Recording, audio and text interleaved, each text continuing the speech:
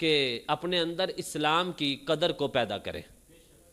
اس کی ایک خاص وجہ ہے کہ ابھی ایک دن پہلے ایک نیا فیصلہ کیا گیا ہمارے پاکستان میں کہ آپ کی وزیر اللہ کہتی ہیں مجھے یہ ایک مسئلہ پیش کیا گیا کہ سکھ جو ہیں وہ اپنے سر پہ اپنی پگڑی باندھتے ہیں، لہٰذا ان کو ہیلمٹ سے استثناء دیا جائے، وہ ہیلمٹ نہیں پہن سکتے۔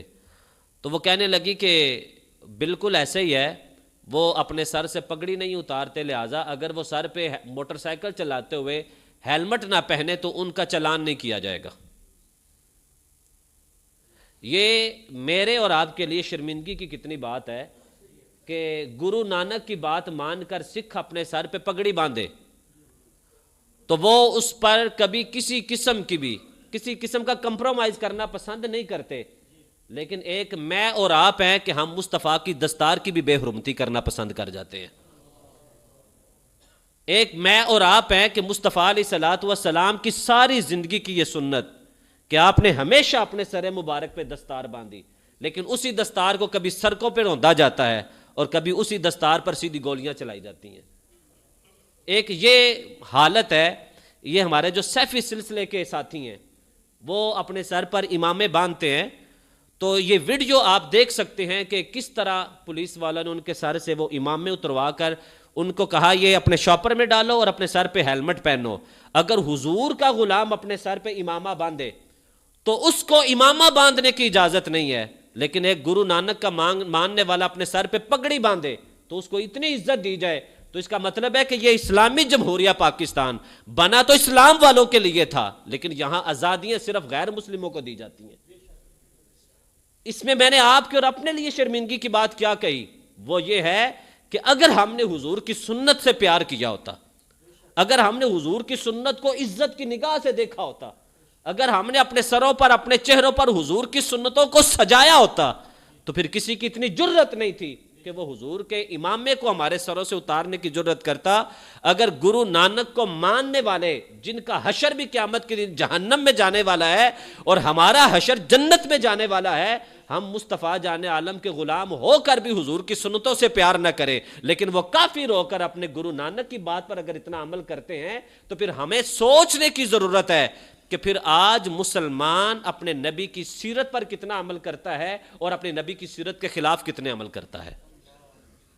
تو یہ اسلامی جمہوریہ پاکستان میں اگر یہ فیصلہ کیا گیا ہے تو یہ فیصلہ بہت شرمندگی کا باعث ہے کہ جو امامہ ہماری عزت ہے، جو امامہ حضور کی سنت ہے، جس امامے کو پہن کر اگر بندہ ایک نماز پڑھے تو اسے 70 نمازوں کا ثواب عطا کیا جاتا ہے۔ آپ اکیلے نماز پڑھیں، ایک نماز ہے، با جماعت پڑھیں، آپ کو 27 نمازوں کا ثواب ہے، لیکن اگر آپ اپنے سر پر امامہ سجا کر نماز پڑھتے ہیں، رب ذوالجلال آپ کو 70 نمازوں کا ثواب عطا فرما دیتا ہے۔ یہ زینت ہے حضور علیہ الصلوۃ والسلام کی، یہ عزت ہے حضور علیہ الصلوۃ والسلام کی کہ جو سر پر سجائی جاتی ہے۔ ہمارے مسلم خاندانوں میں دو چیزیں بڑی عام ہیں، یہ آپ نے اپنے گھروں میں دیکھا ہوگا کہ ایک بیٹی ماں بہن کی چادر کو پاؤں میں نہیں گرنے دیا جاتا، اس کا بڑا خیال کیا جاتا ہے کہ نہیں یہ بیٹیوں کے سر کی عزت ہے، اس کی جگہ زمین پہ نہیں ہے۔ اور دوسرا، ہمیشہ سر پہ سجانے والی ٹوپی اور سر پہ سجانے والے امامے کو عزت کی نگاہ دی جاتی ہے، اس لیے کہ یہ بھی مرد کے سر کا تاج ہے، یہ مرد کی عزت ہے۔ تو میں نے یہ جملہ آپ سے بڑے دکھی دل سے کہا ہے کہ اگر گرو نانک کو ماننے والے ان کی باتوں پر اتنا عمل کر سکتے ہیں تو پھر مصطفیٰ علیہ الصلوۃ والسلام کے غلام کو چہرے پہ داڑھی سجاتے ہوئے کیوں شرم آتی ہے، سر پر امامہ سجاتے ہوئے کیوں شرم آتی ہے؟ وہ اسے اپنی ذلت محسوس کرتے ہیں کہ کوئی ان کے سر سے پگڑی اتروائے، لیکن آج مسلمان خود اپنی زبان سے مولوی کی شے ہوندے نے، مولویاں نو کون بندہ پوچھتا ہے؟ مولویوں کا کیا مقام ہے؟ مولویوں کا مقام یہ ہے کہ قیامت کے دن ہر بندے کو حوض کوثر کے پیالوں سے حضور پانی پلائیں گے، لیکن جب وہی ممبر پر بیٹھنے والا مولوی اور قال رسول اللہ سنانے والا مولوی جب حشر کے میدان میں حوض کوثر پر آئے گا، حضور علیہ الصلوۃ والسلام اپنے ہاتھوں میں پانی لے کر علماء کو پلائیں گے۔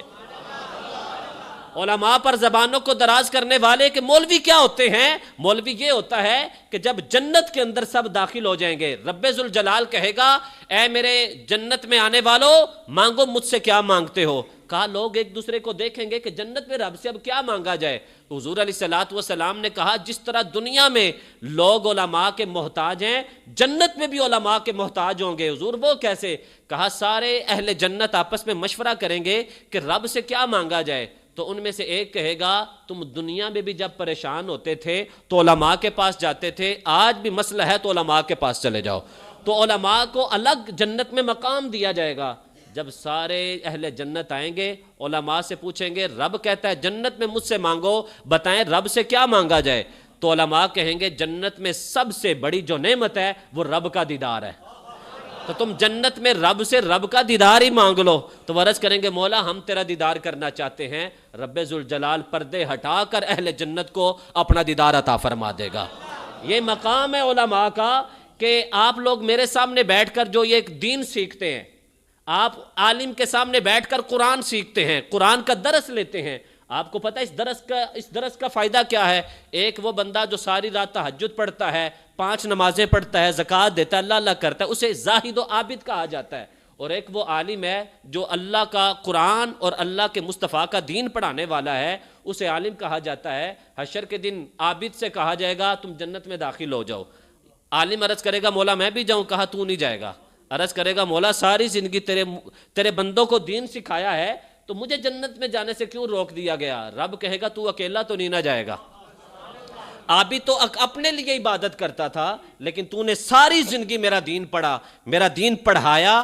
تیرا مقام یہ ہے جس کو تو نے دین پڑھایا اور تیرے شاگردوں نے پھر جس کو دین پڑھایا, یہاں جنت کے دروازے پہ کھڑا ہو جا, ان کا نام لے کر پکار, جب وہ قافلہ بن جائے گا تو ان کو لے کر جنت میں داخل ہو جانا.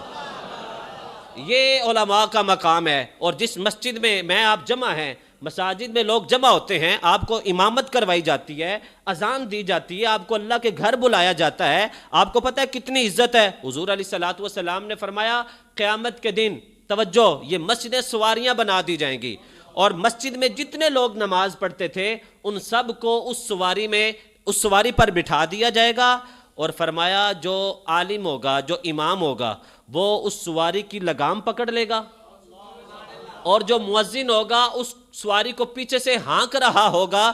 فرمایا وہ مؤذن اور امام اپنی مسجد میں بیٹھنے والے سارے نمازیوں کو لے کر جنت میں داخل ہو جائیں گے.